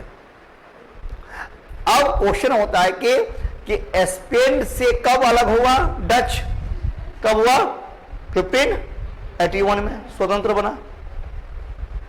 1581 से पहले किसका कॉलोनी था? स्पेन का था। हो गया। अब देखो, अब इंडिया में एडवेंट की हम बात करते हैं, advent of Dutch in India. The first Dutch traveller merchant, ठीक है, जो आए थे उसका नाम था कॉर्नेलियस हॉटमैन। भले समझ लो। Was the first Dutch traveller arrived India in 1596। वो क्या था? कोई कंपनी नहीं था। जैसे मैंने क्या कहा था? पोर्तुगीज। तो पोर्तुगीज ट्रेवलर कौन थे? Vasco da gamma. Vasco da Gama arrived India 1498। वो व्यापारी के रूप में आए, मर्चेंट थे, ठीक है। इन कंपनी स्टैब्लिश तो बाद में हुआ है ना। उसी प्रकार से एक थे कॉर्नेलियस हॉटमैन। देखो, Cornelius हॉटमैन was the first Dutch traveler. He arrived in India 15 कब आया था? 1596। डायरेक्ट इंडिया नहीं हुआ, मलाया होते हुए, फ्रॉम द मलाया, मैं लिखा हूं, ये मलाया होते हुए कहां पहुंचा है? मलाया होते हुए कहां पहुंचा है? इंडिया पहुंचा है। The first Dutch merchant came India from the Malaya, Cornelius Houtman, ठीक है। तो ये एज ए ट्रेवलर के रूप में आए, व्यापारी के रूप में आए थे। लेकिन इसके बाद डच कंपनी की स्थापना होती है कहां पर? कहां पर होती है? डच में, भारत में नहीं। पोर्तुगीज कंपनी की स्थापना भारत में हुई है, लेकिन डच कंपनी की स्थापना भारत में नहीं हुई है। इसके बाद क्या होता है कि डच कंपनी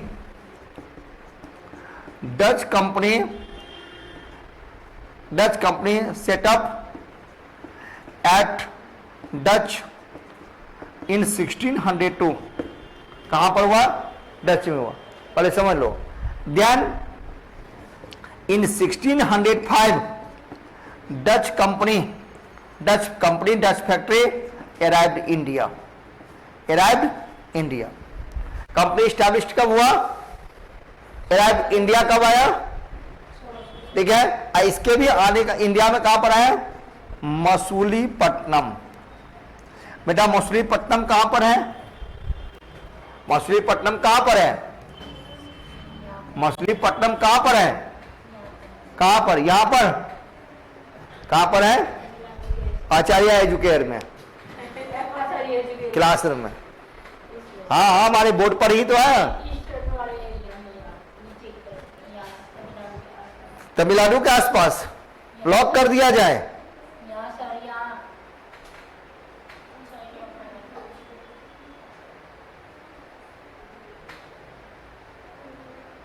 पांडिचेरी के आसपास ऊपर, पांडिचेरी के उदिता बताएगी, अभी तो घूमने गई थी। हाँ, चुपचाप अकेले घूमने के लिए चली जाती है, किसी को बोलती भी नहीं है। नहीं सर, मुझे तो कितना नहीं होता है। It's on Masulipatnam, now is called Machilipatnam, Nagapattinam. Orissa के आसपास तो नहीं है। उड़ीसा के आसपास है, फूलों में ही सर।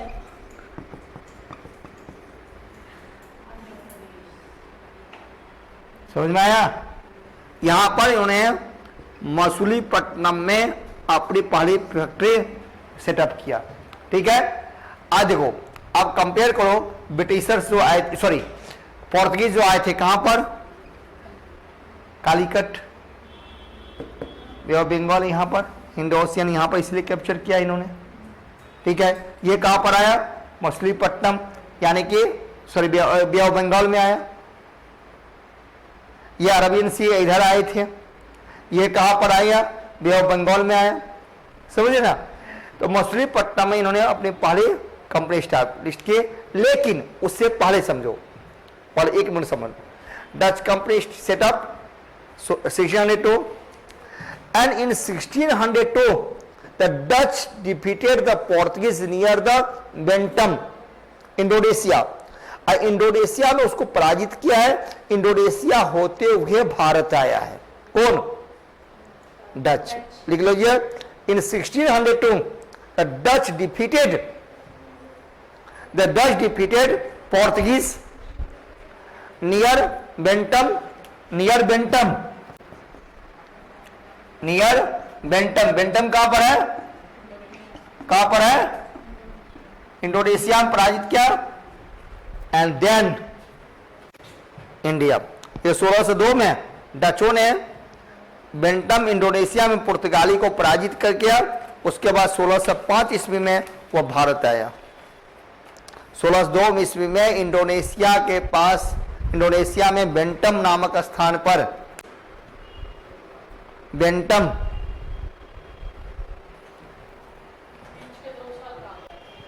वहीं पर आया होगा,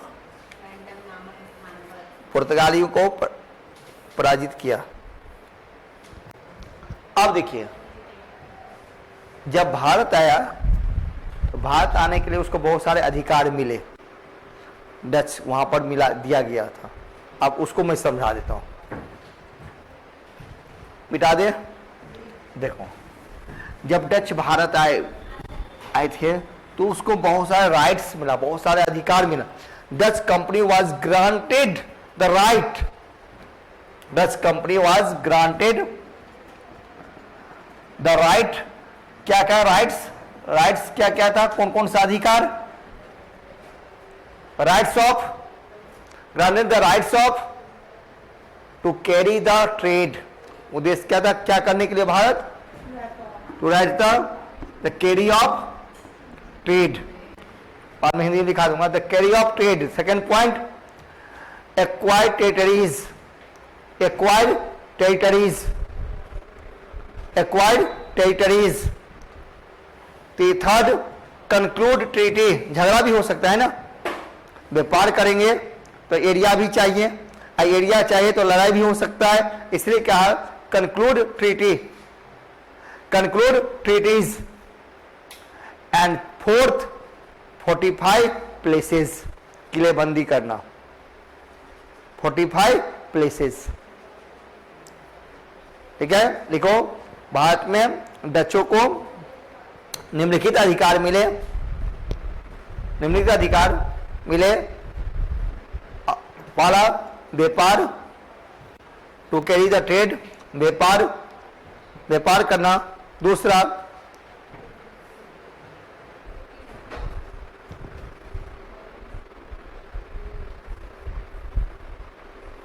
हिंदी भूल गया,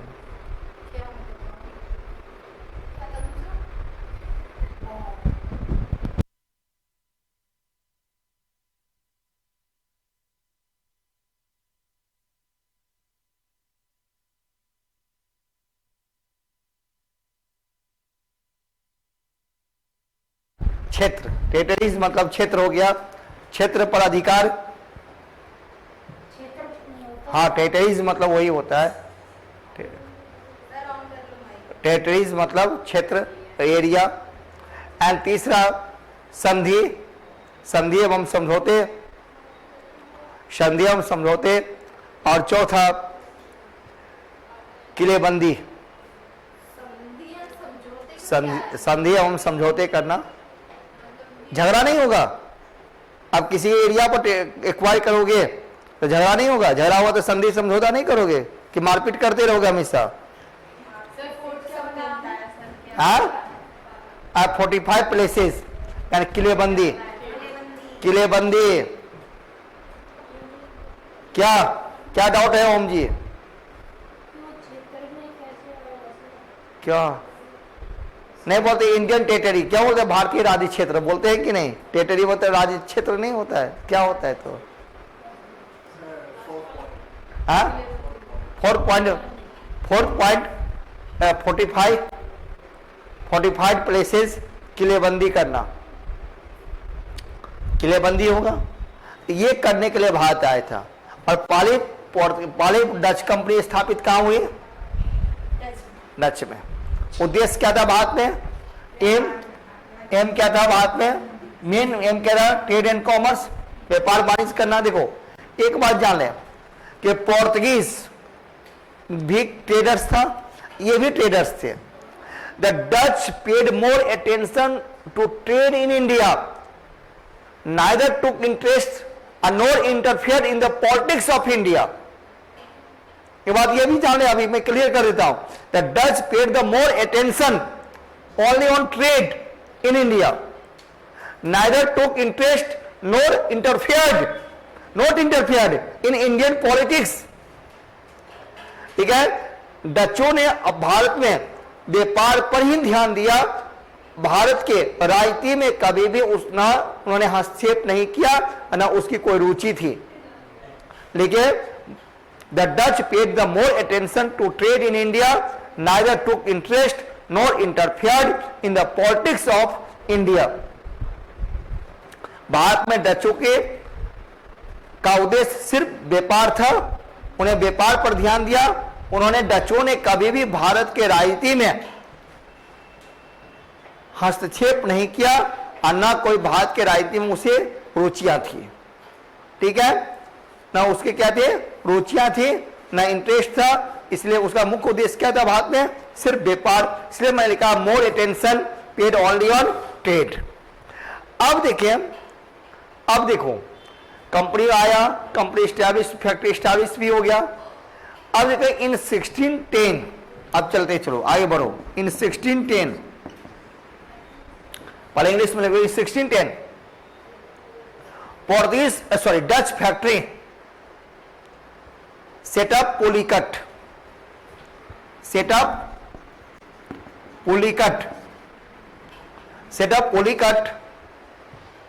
after seeking permission from the king of Chandragiri, Tamil Nadu.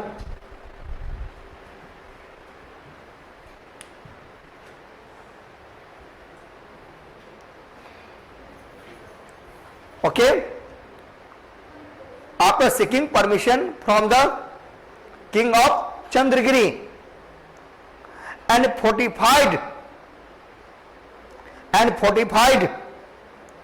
came to be known as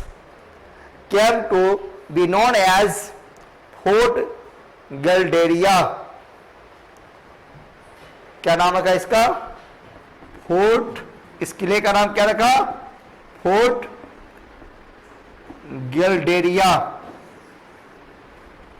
fort Geldria. उसके बाद लिखो, इसके बाद लिखे next point. In 1620, next point, in 1620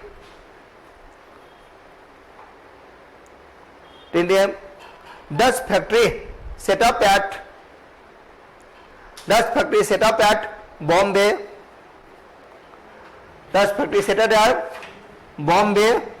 Bombay, Ahmedabad,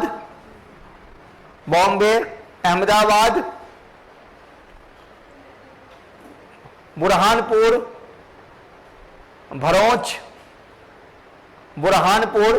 and Bharuch.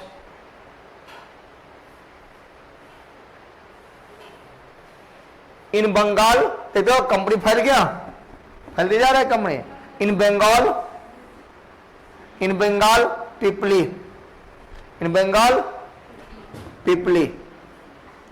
Bengal में कहां पर? पिपली में डच कंपनी बन गया। देखिए इन 1639 Goa, and 1641 annexed Malacca,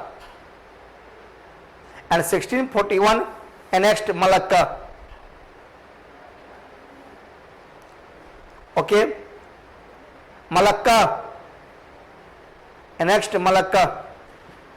In 1641 annexed Malacca. Next point, in 1658 the Dutch took control of Sri Lanka. देखते हो पहुंच गया यहाँ श्रीलंका.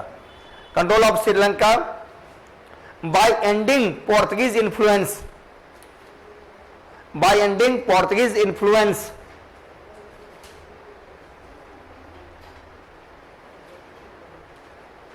उसके बाद next, in 1659 Nagapattinam on the Tanjore. 1659 Nagapattinam on the Tanjore coast acquired from Portuguese.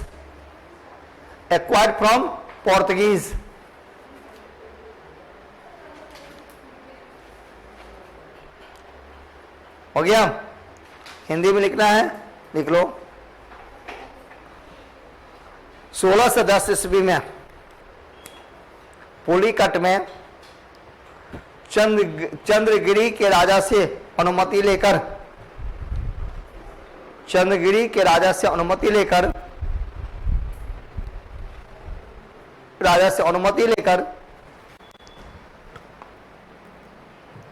Dutch factory की स्थापना हुई.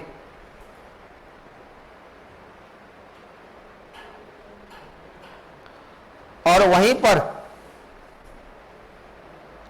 फोर्ट गैल्डेरिया नामक किले का निर्माण किया. देखो ये लिख दिया हूं, किले का नाम क्या है? गैल्डेरिया. फोर्ट मतलब किले, गैल्डेरिया नामक किले का निर्माण किया. गैल्डेरिया नामक किले का निर्माण किया. डन. उसके बाद लिखना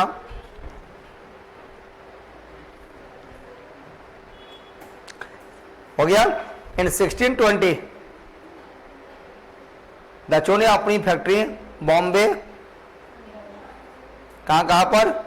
बॉम्बे, अहमदाबाद,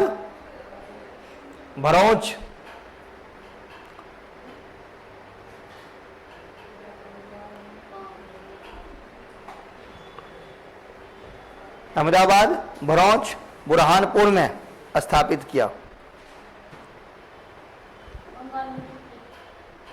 और बंगाल में पिपली. बुरहानपुर एवं बंगाल में पिपली.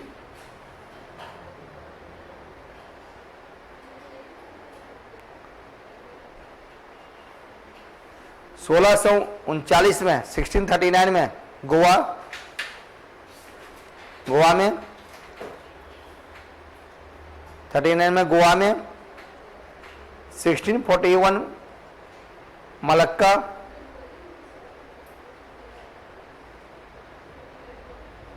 1658 में श्रीलंका, पुर्तगालियों को पराजित कर श्रीलंका में.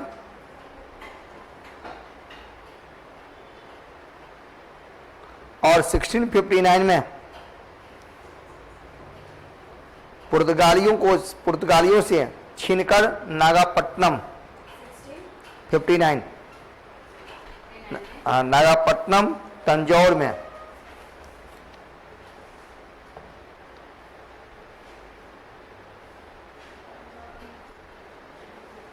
ठीक है.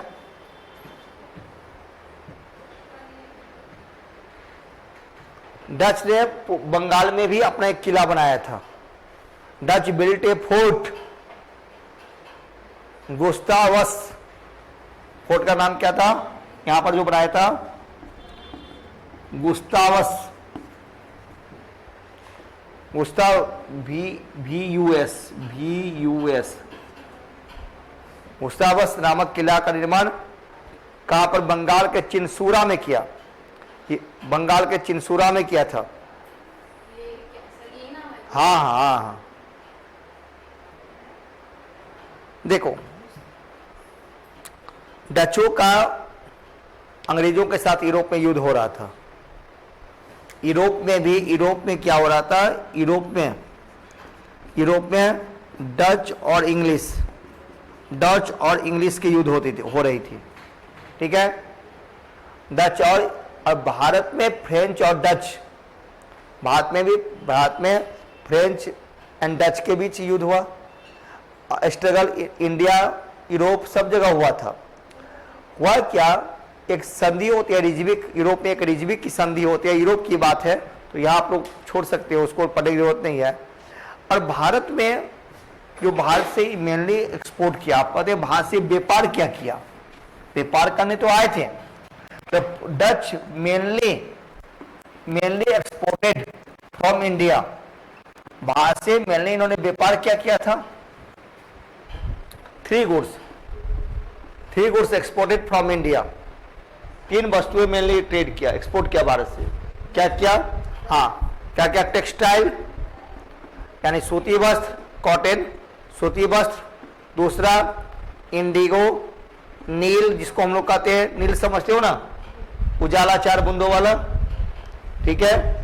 और तीसरा साल्ट पीटर, साल्ट पीटर इन्होंने क्या था, जिसको हिंदी में कहते हैं सोडा, बम बनाने में, बारूद बनाने में काम आता है। लिख लीजिए, 3 वस्तुओं भारत से इन्होंने मेनली एक्सपोर्ट किया था, टेक्सटाइल, कॉटन सिल्क ये सब, दूसरा इंडिगो नील, और तीसरा साल्ट पीटर यानी सोडा किया था। हो गया। तो भारत में मैंने क्या कहा था, मैंने अभी कहा कि डच जो थे, Dutch the paid the more attention to trade in India, neither took interest nor interfere in Indian politics, ना इंटरेस्ट था ना इंटरफेयर किया। अब एक युद्ध होता है ब्रिटिशर्स के साथ, इसका नाम है बैटल ऑफ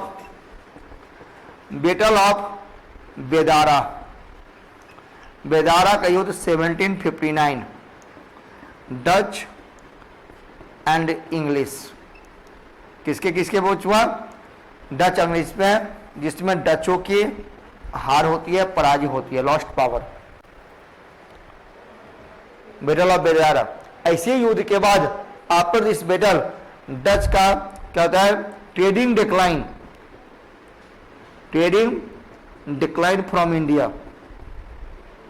भारत में है लेकिन भारत से व्यापारिक गतिविधि का पतन हो गया, व्यापारिक पतन हो गया डचों का। अब देखो आगे मैं बताऊंगा आप लोगों को ये बेदारा का युद्ध क्यों हुआ, इसके पीछे कारण क्या था। बेदारा के युद्ध के पीछे कारण क्या था, मीर जाफर। जब ब्रिटिश ईस्ट इंडिया कंपनी ने बंगाल जब पढ़ेंगे, याद है ना, जब वो पढ़ेंगे तब मैं बताऊंगा, ध्यान रखना, तब बताऊंगा किस प्रकार से मीर जाफर भाग करके डचों के पास गया है। इस युद्ध के पीछे मीर जाफर है, और जिसके कारण क्या हुआ, अंग्रेजों और डचों के बीच यहां पर युद्ध होती है, जिसमें डचों की हार होती है और डचों का पलायन हो जाता है, व्यापारिक पतन भारत से हो जाता है। ठीक है। अब लेकिन यही कारण नहीं है, और कारण है, लिख लो आप लोग, मैं हेडिंग डालो, heading reason for the decline, भारत में डचों के पतन के कारण, लीजिए एक्सप्लेनेशन, रीजन फॉर डिक्लाइन। ठीक है, किसके रीजन का डिक्लाइन का, ठीक है, reason for decline for Dutch, reason for decline Dutch. First point, rise the English naval power, first point, rise the English naval power against the Dutch, rise the English naval power against the Dutch. Okay. Second, the Dutch authority was highly centralized. The Dutch authority was highly centralized. Okay. Third, there was no headquarter in India. There was no headquarter in India. Every matter was controlled from Batavia, Indonesia. इसका headquarter Batavia में था, Indonesia में। बेटाविया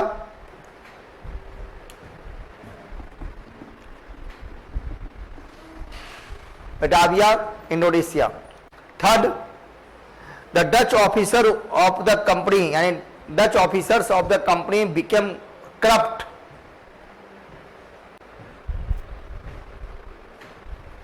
समझ में आ गया कारण? हिंदी में लिख लीजिए आप लोग। देखिए, डच के विरुद्ध अंग्रेजी नौसैनिक शक्ति, अंग्रेजी नौसैनिक शक्ति काफी मजबूत थी। अंग्रेजों की नौसेना शक्ति काफी मजबूत थी। सेकेंड पॉइंट, डच अधिकारी काफी अधिक केंद्रीकृत थे,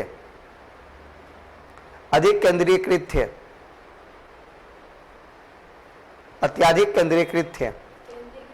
सेंट्रलाइज, एक सारा पावर अपने पास रख लेना। सेंट्रलाइज मतलब होता है केंद्रीकृत हो जाना, सारा पावर एक पावर। डिसेंट्रलाइज मतलब होता है पावर का जहां पर क्या होता है, बंटवारा होता है। हो गया। तीसरा, भारत में डचों का मुख्यालय नहीं था। भारत में डचों का मुख्यालय नहीं था, और सभी बातों के लिए बेटाविया हिंदी इंग्लिश में नाम है। बेटाविया कहां पर है? इंडोनेशिया। बेटाविया इंडोनेशिया पर निर्भर थे, सारा कंट्रोल वहां से होता था। यानी डचों के सारी नीतियों का निर्धारण बेटाविया से, इंडोनेशिया से होता था। ठीक है, वहां पर निर्भर होते थे। और नेक्स्ट पॉइंट लिख लीजिए, डच कंपनी के अधिकारी लोग काफी भ्रष्ट थे, करप्ट थे। हो गया, काफी भ्रष्ट थे। ओके। अब तीसरा कंपनी कौन है? इंग्लिश। तीसरा कौन है? इंग्लिश। ठीक है, मतलब टाइम हो गया ना, तो कितना टाइम लगेगा? आप इसको भूख लग गया, क्या बोली थी कुछ? हमारी मुंडी पेट में चली जाती है। अब तो ये अब दो शब्द मैं सिखाई यहाँ के क्लास में, इस बैच में। एक भसर, ठीक है, एक क्या सीखा मैंने? भसर। एक मुंडी पेट, ये भूख लगने पर मुंडी पेट में जाती है। ठीक है,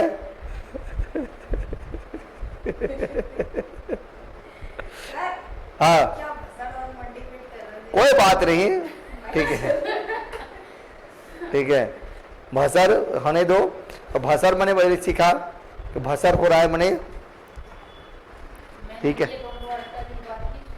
और भूख लगने पर मुंडी पेट में जाती है। अब मैं सोचता हूँ कैसे भूख लगता है, यहाँ मुंडी है, यहाँ पेट में तो चूहे कूदते हैं। ये सुना था पर ये नहीं सुना था। वो बता रहे कैसे? करके देखो तो पूरा मुंडी लगा के यहाँ पर करो, करके देखो होता है। मुट्ठी कैसे जाएगी टूट के?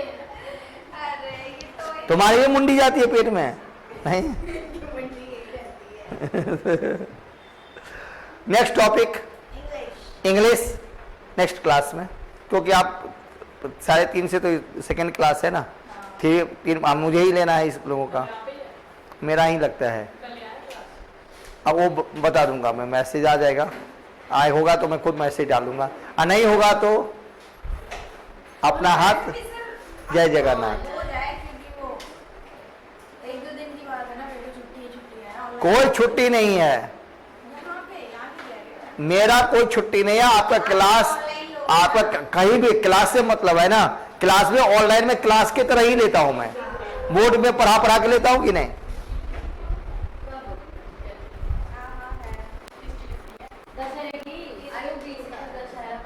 अरे दशहरा नहीं है, संडे